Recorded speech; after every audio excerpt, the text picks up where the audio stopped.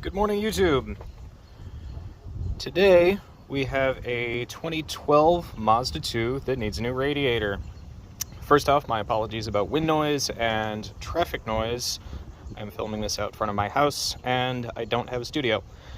So, basics here, as I'm sure you've landed because you suspect that you have a bad radiator, but you want to go through the diagnostic process to determine that.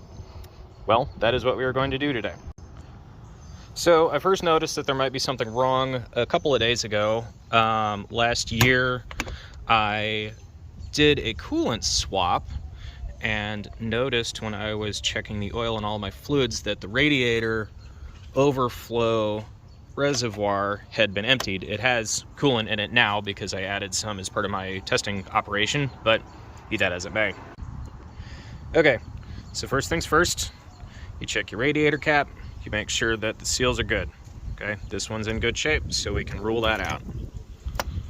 You're gonna wanna do a nice visual inspection. Look for anything that looks like moisture has gotten onto other parts and then evaporated. If you see that, it may indicate that there's some sort of a leak, even though you might not see any coolant at the moment.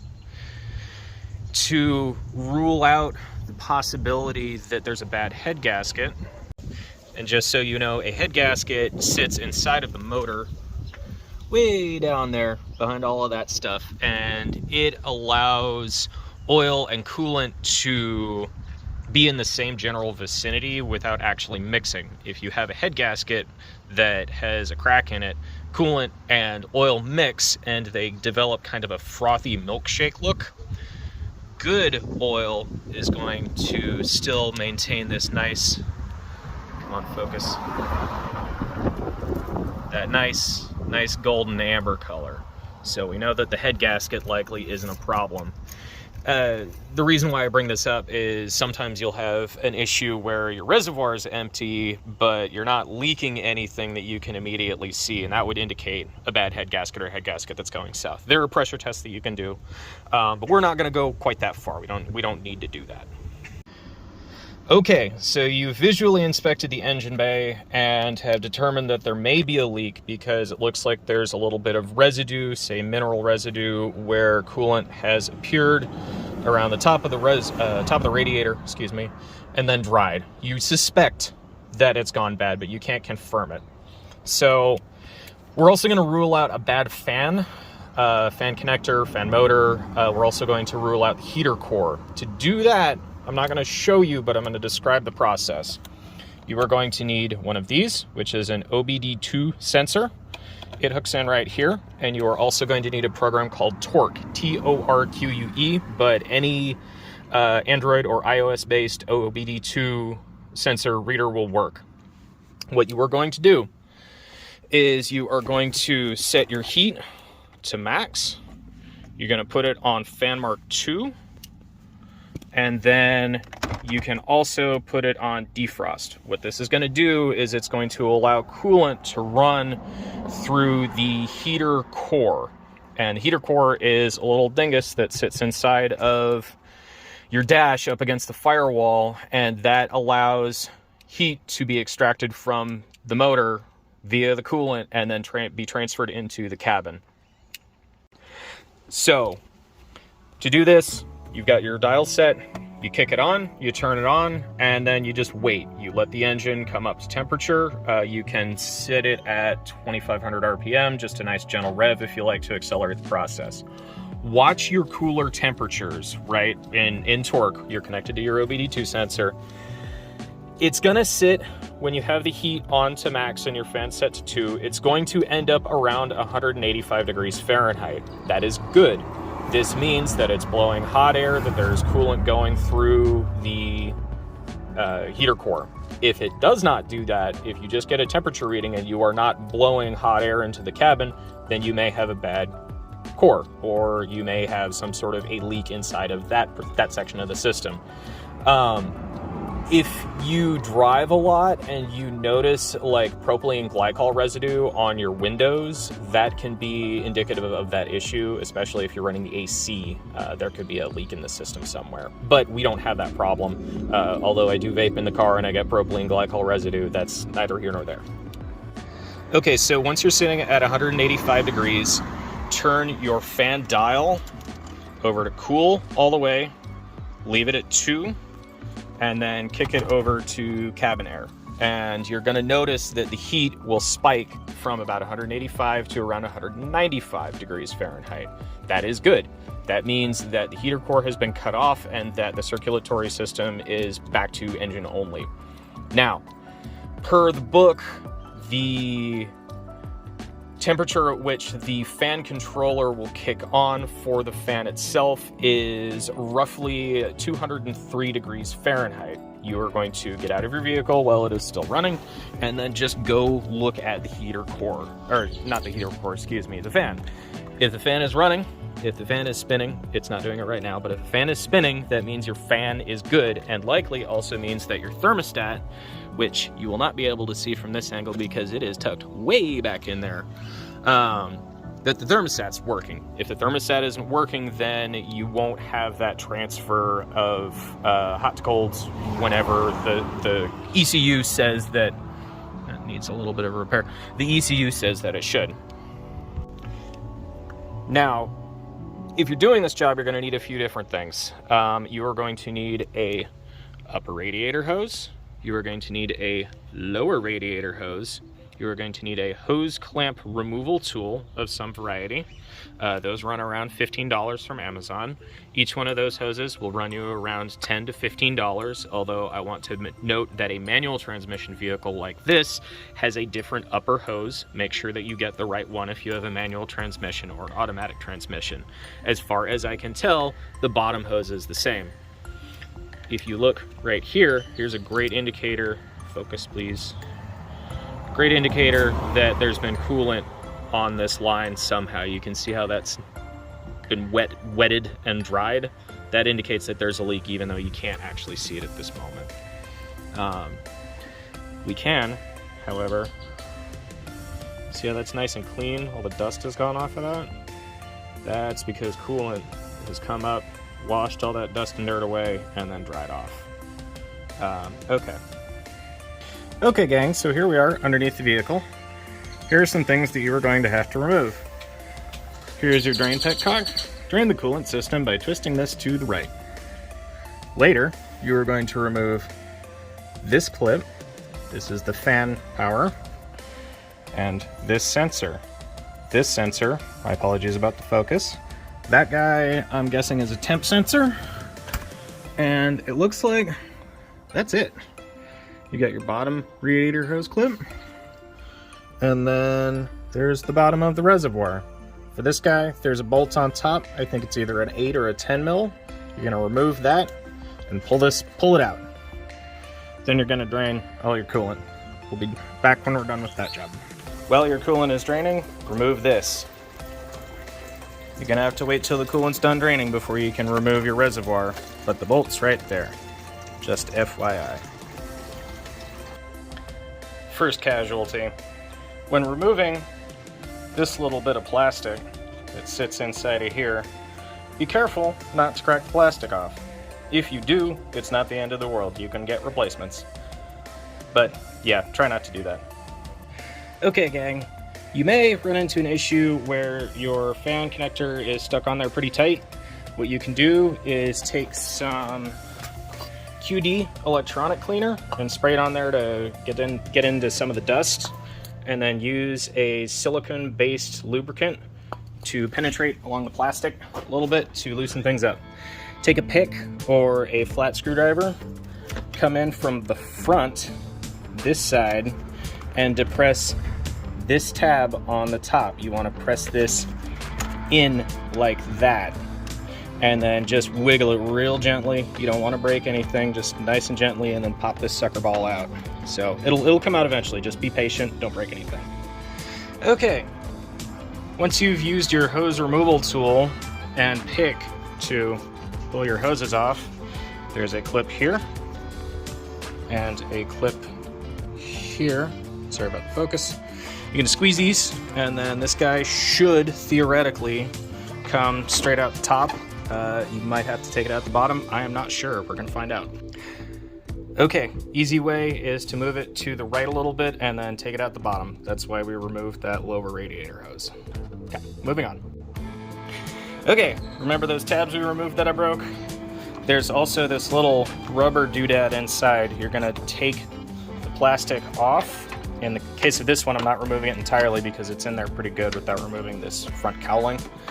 You're gonna pop those little guys out. They're going to come out vertically. Do that, and the radiator should be loose in its mount. Okay, transfer your hose clamps over from the old unit to the new unit.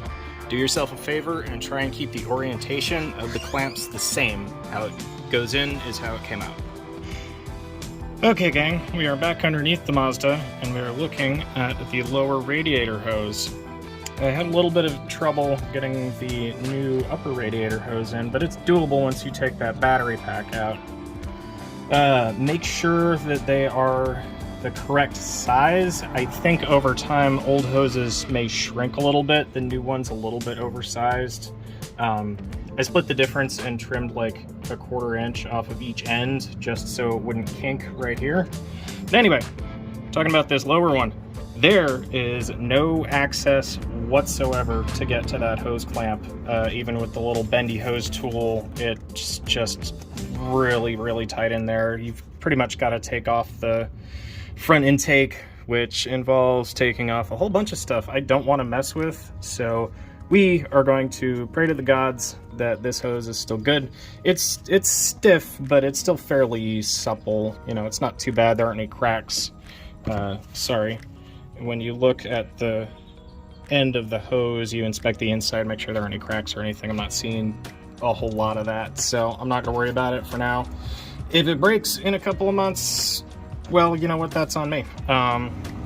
That'd be on me. Until then, we're just gonna reuse what we got. Okay, going back up top. Okay, internet, I stand corrected. There's about an inch of clearance. Sorry about that. About an inch of clearance down there that you can just barely get the noodle tool onto that clamp. Come on, focus, pal. Sorry, this is not focusing. Anyway, it's doable. It's gonna be tight and your hands are gonna hurt like hell, but I think it might be done. Might be done. Bleh, bleh. You know what I mean. Okay, gang. Access from the upper left underneath the alternator seemed to be the way to go. But as you can see, this new hose does not quite match up. So we're gonna try and install it. And if it doesn't hook in properly, we'll put the old one back in. Okay, gang. So, bit of a snag. This is the old hose clamp on the new hose. And the new hose is about 2, maybe 3 millimeters thicker than the old one for whatever reason. Manufacturing, maybe, I don't know why. Anyway, so the old clamp, when it is compressed to full capacity, there's a lip on the tube coming out of the thermostat, which you can actually see where it kind of bends right here where I've had it mounted up a couple of times. There's not enough clearance on this hose clamp to get over that lip and install this correctly. So you may have to source a new hose clamp that's got just a little bit more clearance. I know it's really tight in there underneath the alternator up against the intake manifold, but if you choose to do this job, just be aware that you might run into this issue. So we are going to go to the parts store and see what they've got for hose clamps. Okay, gang, we are back. It's starting to get hot outside, so I took a break, got some water, a bite to eat, and I also went down to the friendly folks at the auto parts store and got some screw-on hose clamps because I couldn't find any more of these squeezy types.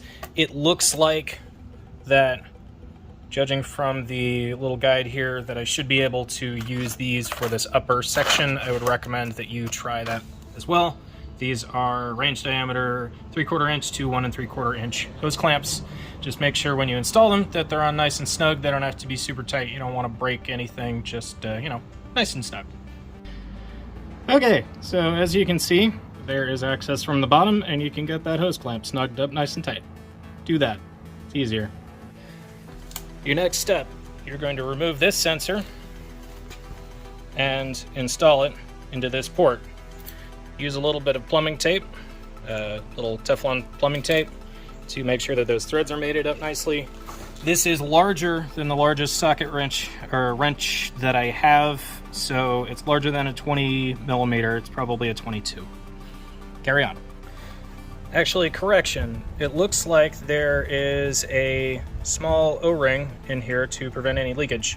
If you've got one that's a similar size, use it, or just use the old one as long as it's in good shape.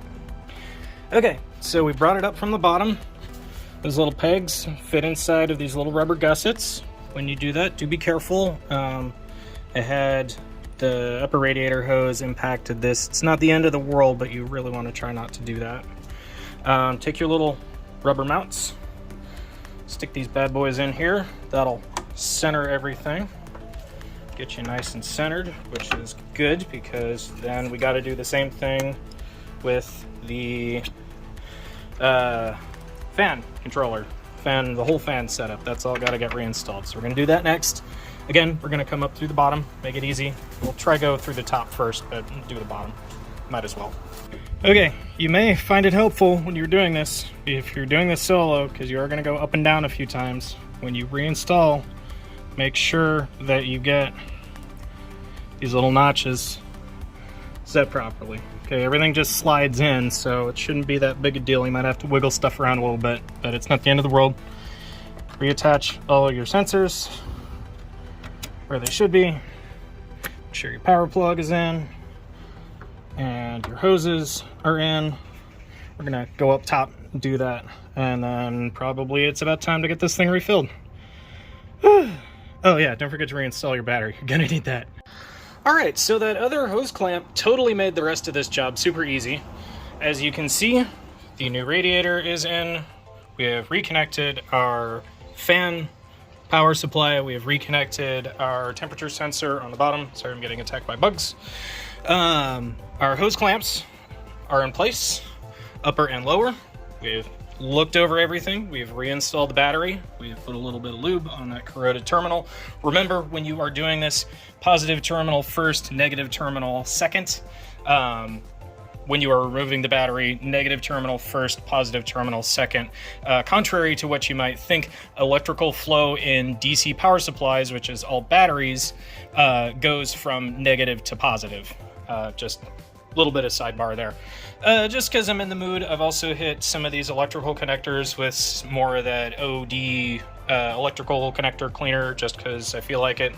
Make sure to put together all of the clips if you've removed any clips while you were fucking around trying to get that first hose done. Anyway, so to do the rest of this job, you are going to need a cooling funnel fill kit if you want to do this properly. This guy is about 20 bucks on the old Bezos site. It's going to come with a bunch of little bitty adapters that allow you to socket the funnel into the top of the radiator. If you don't have one of these, go get one. You're going to need it. It's just good practice to have these guys on hand. There we go. I'm going to get this installed. You'll also need your coolant. You're going to need that OBD2 sensor and your keys. I'm going to start this off the ground, but official spec is to do this when it's on the ground. I want to be able to get back up underneath and take a look at that lower radiator hose where I use the hose clamp that screws on. It's just a me thing. Anyway, okay, moving on. Okay, so there are other videos on how to properly change the coolant in your vehicle, so I'm going to keep this brief. If you want a more detailed explanation, you can go look it up. The capacity for this vehicle from a quick Google search is 5.4 liters, so you are going to need roughly 2 of these guys, because that's only 3.78. Okay, so you're going to fill this guy up till it starts bubbling. You are going to turn your vehicle on, and you are going to let it come up to temp. Much like when we did the diagnostic on this, you are going to have your heat cranked all the way. Have your heat cranked all the way and set your fan to 2 so you can get the air bubbles out of the heater core, and then just go from there. Let it come up to temp, let it sit for 2 to 5 minutes until all the bubbles stop bubbling out of the funnel, and that's it. Cool. You've changed your radiator and fluid. Congratulations, you are now an amateur mechanic. I'll see you next time. Haha, I tricked you, didn't I? I forgot to reinstall that. Make sure to reinstall that before you do this. All right, good luck, everybody.